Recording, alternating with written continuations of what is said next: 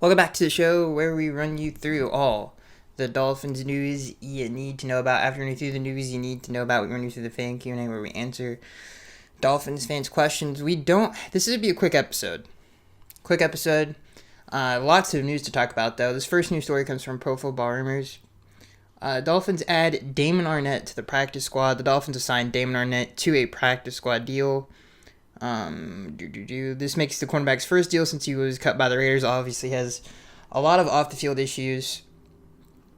But this is a really, really good signing by the Dolphins. If he can just get his life together, because it does go beyond just that video that he did. Apparently he wasn't very professional. His tenure as a Raider, didn't really take it too seriously. Obviously, I mean, the video kind of illustrates that pretty good.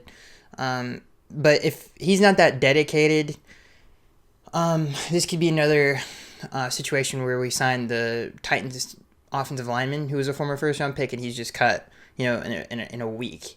So hopefully he can take it seriously, which is a big if. But Damon Arnette is this is a great sign. He's very talented. If you look at his time at Ohio State when he was in college, and this is the reason why he was a first-round pick, some people even believed he was better than Okudah, who was in the same draft class as him. And you can see why. He's a physical man-to-man corner. I think he definitely has the talent and could be better than just a role player starter in this league. He could be a Pro Bowl caliber player. But I think at the very his floor is a starter in the NFL. That's how talented he is. If he just cleans up the off the field stuff, he has a long career in the league. He could play safety. He could play corner. He's a great open field tackler. He's very physical in man-to-man coverage, which is perfect for this game, obviously. He didn't really fit what the Raiders were trying to do. They were a very zone-heavy team. So the scheme fits him more than it did in Oakland / Las Vegas / LA. So I think all of those things are good for him. It just comes down to off the field. And not to mention the fact that Brian Flores is really good at developing defensive backs. He's done that since he's been here. Brandon Jones and Javon Holland are great examples of that. And obviously Xavier Howard and Byron Jones, he's done great work with them as well. Byron Jones was good before he got here. But I feel like X and both of them got better since Brian has been here. So he's really good at developing defensive backs. He helped Eric Rowe, and his transition to safety was pretty seamless. And that changed his career around as well. So he's really good at picking defensive backs and developing them. So that's also a huge plus for Arnette as well. So we'll see what happens. I'm very excited about this signing because you have potential to have 3 really good corners and obviously a very heavy man scheme. Not to mention the fact that all 3 of these guys are physical and tall and big. So, the advantages of that are huge. It makes, tighter man coverage for sure with the size. And it wears down receivers because they're so physical and they're big. So all of those things are pluses. Plus it helps when you have these press man corners like this, it helps the pass rush as well. So he's perfect for the scheme. I'm excited to see what he can do here in Miami. Hopefully he takes it seriously a second time around because he's got a great opportunity. He's playing with a bunch of other really good secondary players. His coach is a secondary guru when it comes to developing them and teaching the position. So this makes me really excited because I really like Arnette. I really liked him coming out of college. I like his game a lot. And it's going to be fun to watch him play if he can get the off-the-field stuff under control. So let's move on. This next news story sucks. We'll do this one really quick, and then we'll get into the psyche news. This is your updated draft rankings. Currently, the Dolphins have, let's see here. Sorry, guys. I don't know where the heck are the Niners? Good Lord. The Dolphins have the 22nd pick in the draft right now. And they would have had the 10th if they didn't make the trade. All in all, I don't think it's that big of a deal. They don't really need a top 10 guy anyway. They need offensive linemen, that's for sure. But that's really it. And plus, I hope that they, again, we're talking about updated draft. The Dolphins currently have the 22nd overall pick. I hope they go through free agency and get offensive linemen. And then, just Justin Jefferson was, the 21st pick in the draft? Like, you can get a really good playmaker with the 22nd pick in the draft pretty easily. So, the positioning I'm not really concerned about. The thing that I'm more focused on is the free agency this year, this upcoming offseason, because they have a lot of really good opportunities. They have a ton of cap space. They need to just revamp this offense. They've neglected to do so the last two off seasons, and when they haven't really hit the mark. So I really, and again, they did draft Jalen Waddle. They have not addressed the running back position. They need to get bigger there. Clearly Brian Flores wants to be a physical team. Go get a physical running back. Go get a power back, a big running back who can run with some power, because I think that is something that this team does miss a lot. Is someone who can wear down defenses and definitely help the run game and help two out a lot. So they need to prioritize those positions. They obviously need to get bigger and more physical and better up front, as the pugs bark. They need to get better. Hopefully it's not too distracting, but it's distracting to me. But anyway, they need to get bigger and better up front, obviously.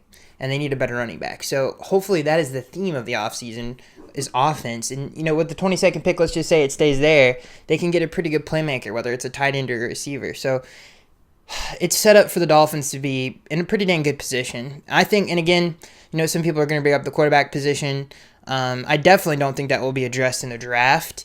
And if they do address it, and in my opinion, and I don't know how the organization feels about it, but I think Tua is the answer. I hope we build around him in this offseason the right way and see what he can do, because I think he's proved himself enough to be the future of this team. All right. Let's get to the sad news, and this sucks. The sad news is that a bunch of Miami Dolphins are in the COVID reserve list. This news story comes from ESPN. By the way, I don't think I said this, but those previous news stories are from Pro Football Rumors.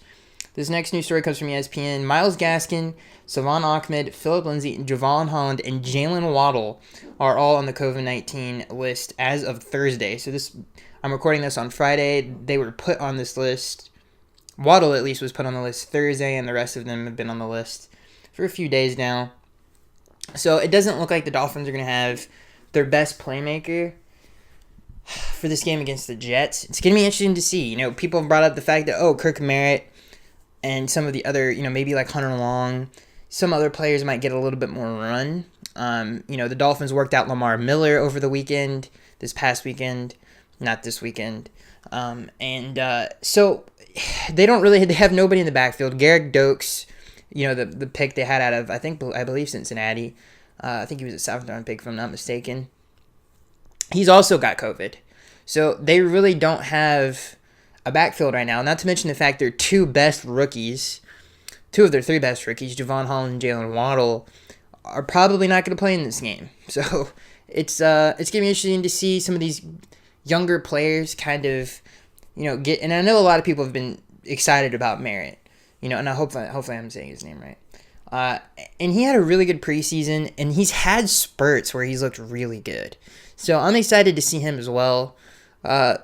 It's weird. I don't know why there's got to be a reason, and I do kind of trust, kind of. I think if he was good enough, he'd be out there. I don't think I don't know. It is interesting because Isaiah Ford, do they really think Isaiah Ford is better than Merritt? And I guess they do, right? So I don't know. We'll see what he's got against the Jets. He can go deep. He's got speed. He's a physical receiver. He's a good route runner. He's a big target. So I'm interested to see what he can do. And I think Preston Williams is healthy for this game, and so is Devontae Parker. So I don't think it's that bad.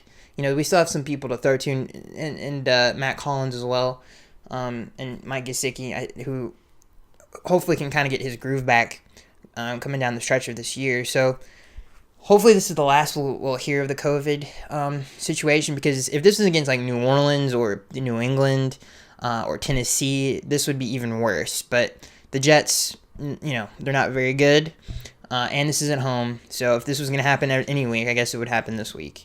It's a good thing that it happened this week, I should say. It still sucks, though, because, I really wanted Jalen Waddle, and I guess he could still break the record But this game definitely would have helped him break the rookie catch record for sure. But to see a Dolphin with one of the better rookie records you could have would be awesome. All right, so I think that's it for the news. We kind of flew through that a little bit quick. I meant to get this video out way sooner, but man, a lot of stuff has happened this week.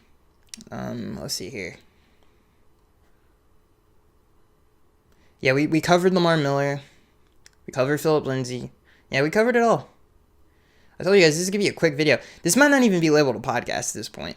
And this is another weird story that I don't think a lot of people... NFL team showing interest in Jim Harbaugh. I don't know why this is related to... Some people have related this to the Dolphins. This isn't going to happen. Brian Flores is the future of this team. I really do believe that. And he's a special coach, and I think he's proved that over this 5-game win streak. And yeah, that's it. So let's get into the fan Q&A. This is the shortest. This would be the shortest podcast we've done. This first question comes from TR3MC. He says, "Hey Skaggs, injuries are part of the game every year for every team. But do you think it's fair that a coach like Beeflo should be put on the hot seat when when there are major injuries to your entire starting lineup and the Dolphins had at the beginning of the year? Remember the 49ers last year had no one was talking about putting their coach on the hot seat." Yes, Kyle Shanahan has been very unlucky with injuries. With Brian, I'm trying to think. I mean, we had a ton of injuries on the offensive side of the ball. And I guess that was being overshadowed because of the narrative around Tua. And that's unfortunate because he's clearly better than Jacoby Brissett. And not to mention the fact people forget, we didn't have Tua. Most of our major playmakers like Devontae Parker and Will Fuller missed a lot of time. Our starting center missed time. We had a lot of injuries, and it's weird that Dolphins people in general like Tua, and this is something that I want to talk about after the fan Q&A. Don't get the same excuses that other people do. It's very weird. But what Brian Flores has done here, dude, his November record alone is fantastic, and it just shows you that his teams get better as the years go on, or as the year goes on. And yes, I don't think it's fair to Brian that he doesn't get the passes that he should get. And a lot of the issues that the Dolphins had earlier in the year, some of the blame can be pointed at him. There was some definitely... the Jaguars game is his fault, in my opinion. But other than that, I guess you could say the Raiders game with the safety, the screen in the end zone was terrible. But Brian, since he's been here, has pretty much been fantastic. So, and the issues that the team has had mainly come from the offensive side of the ball, and hopefully that gets fixed in the offseason. But yeah, I do agree with you, TR3MC, that I think it's kind of unfair to Brian especially to be on the hot seat, which is ridiculous. And hopefully, and again, I think he's pretty much earned another year back for sure. This next question comes from Brandon. He says, "We signed a corner from Oakland who played for Ohio State. I watched a little of him. He looks decent. What do you think we can do with him?" Well, I think if he can get the off-the-field issue stuff straightened out, to answer your question, Brandon, and, down the line, I think he could be a fantastic slot corner for us. Maybe like kind of that Eric Rowe role where he's kind of a tight end eraser, or he's kind of the joker where we can put him on people that we kind of just want to eliminate in the game plan, because he's definitely capable of that. His ceiling is really high. He has really good man coverage ability. He's not scared to get in your grill. Like some other corners are, like Byron Maxwell, which we've all experienced that era. So he has all the traits that you want in a really good man coverage corner. So he has all the talent in the world. He just needs to get the off the field, and he's a really good open field tackler, really physical, and he's great, like I said, in the run game as well. So he adds like a real playmaker to the defense if he can just get the off-the-field stuff straightened out. This next question comes from Chris Sims. Not Chris Sims. Sorry, guys. Everybody freaked out who's listening to this. This next question comes from Casey Fanatic. He says, Chris Sims is completely wrong on Tua. I would take a surging quarterback over a gunslinger any day. Your thoughts? If you look at the history of the NFL and the great quarterbacks that kind of, like you said, there's the surgical ones, and then there's kind of like these guys are so talented that they only come around like once every 15 years. And then there's those guys. And both are great, but both are definitely different. And if you had to make me choose which ones I would fall under, I would definitely, with my favorite quarterbacks in the history of the league, would fall to the all-time talented ones. And, when you look at the guys that were surgical and just great at playing the position and were really smart, players like Joe Montana, Troy Aikman, who were kind of there to not manage the game because they were better than that. They were better than players like Alex Smith. But they weren't Dan Marino. They weren't John Elway. They weren't the guys that can that are just generational type talents. And they were still Hall of Fame quarterbacks. So I think you can do a Drew Brees, who's probably the best of that group. There's been a lot of great ones when you talk about the surgical versus the kind of the generational talent. I don't know. It's a personal preference. I don't know. Some people's favorite quarterbacks are some of those guys. So it kind of depends. And I think Tua definitely is in that Drew Brees category. And again, he can still be a great quarterback. But is he Dan Marino? Is he some of those other guys that have just overwhelming talent? No, he's not that. But he is and can still be a great player. He just isn't going to be somebody who's going to throw like what Justin Herbert did against the Giants, like an 80-yard. Well, I don't know how long that was one of the best throws I've ever seen. And, Dan Marino made throws like that routinely. So he's not Aaron Rodgers. Those guys, he's not going to be able to do that, but that doesn't mean he can't be Drew Brees and Joe Montana and some of those surgical quarterbacks. He can still definitely be those guys. So I'm excited, and I still think he can be, and I think he can be. Like I said, I think he definitely could be a Pro Bowl great quarterback. And I want to also bring this up before we move on. Throws like that Herbert makes. Some of those like insane throws. You don't need those to win. I mean, they're nice to have, but at the end of the day, 21 points is 21 points and 28 points is 28 points. Who cares how you get to that number? As long as you're getting to that number, is the main thing. And I don't really understand the obsession in that because, like I said, 28 points is 28 points. Who cares how you get there as long as you're going to get there? And if Tua is great at being a surgical quarterback and he's getting to 21, 28 points and he's throwing and he's efficient and he's getting his touchdown numbers, who cares how he does it as long as he's doing it?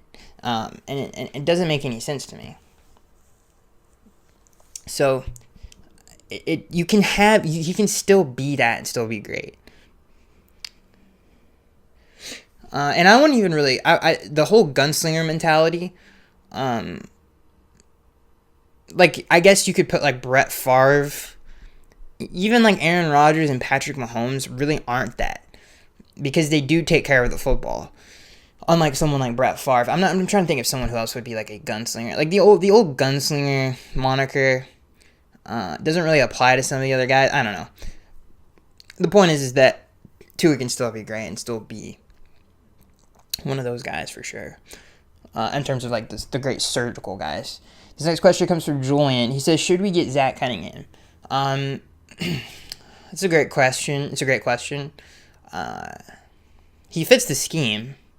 I don't know. I don't think we need him necessarily. So I don't know. It's up to Brian Flores and them. I think what they're really looking for is that joker linebacker that can play edge and can play some middle. And Zach Cunningham really doesn't do that because they have their Zach Cunninghams on the roster right now. This next question comes from Richard. He says, I hope the Dolphins give running back Dokes some carries against the Jets. I would like to see the Dolphins put Solomon Kinley at guard instead of Austin Jackson. And what about former Dolphins quarterback Chad Henne as to his backup in 2022? He's a free agent. Listen, I hate Chad Henne.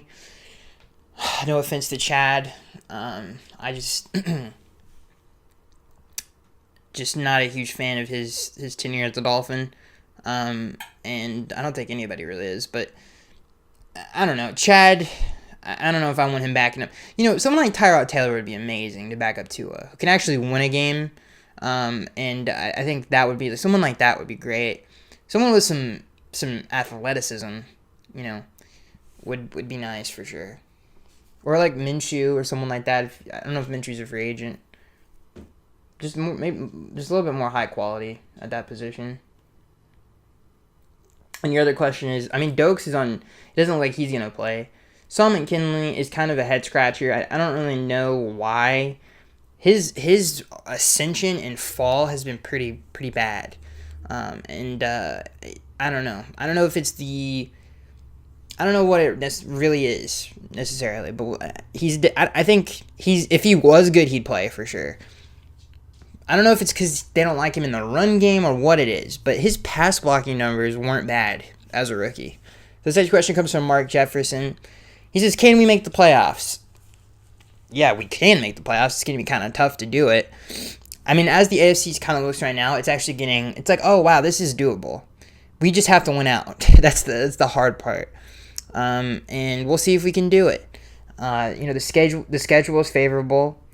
I think the hardest game left on the schedule is probably, it's between New England and New Orleans for sure. I don't think Tennessee doesn't really scare me. They don't have Derrick Henry. Their receivers are pretty good, but their pass game has been pretty bad all year. I know it fits Ryan Tannehill, but we've seen Tannehill play for 7 years. There's nothing about his game that's like, oh my god. So, so we'll see if they can beat New Orleans. Really, it's on the schedule right now. Now, every NFL game is hard. Don't get me wrong, but they got to get through New Orleans and New England, and hopefully, they get through the Jets and the Titans as well. Because to be honest with you, if you look at talent for talent, and not even that, just the way that the football teams have been playing, the Titans aren't playing better football than the Dolphins are right now. They're just not.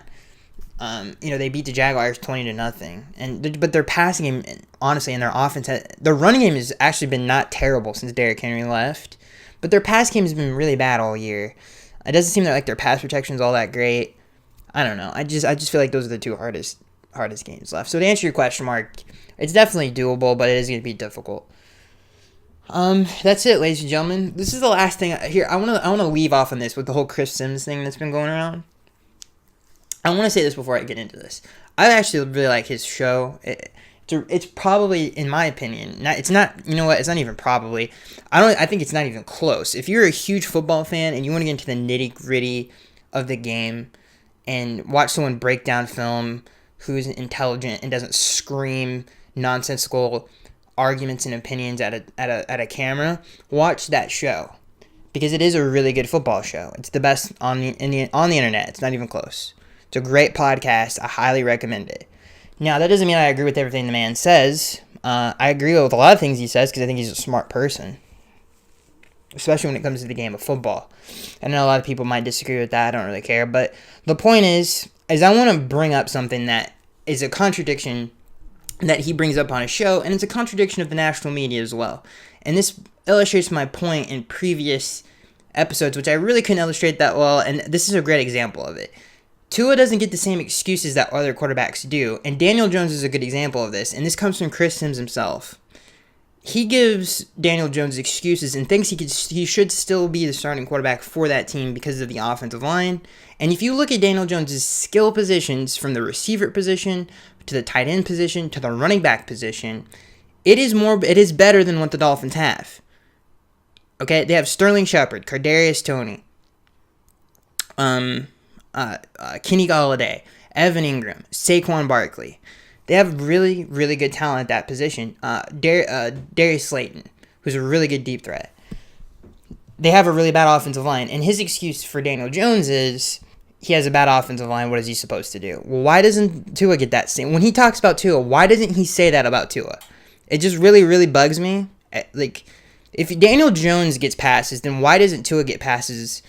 It doesn't make any sense. Tua doesn't even have a run game, just like Daniel Jones doesn't have a run game. He has no pass protection, just like Daniel Jones doesn't have any pass protection. He has worse people to throw to. Daniel Jones has better people to throw to, and Tua is still a better quarterback. So that's what I mean by, like, when certain analysts talk about certain quarterbacks, it really is favoritism, because why doesn't Tua get the same excuses that Daniel Jones does?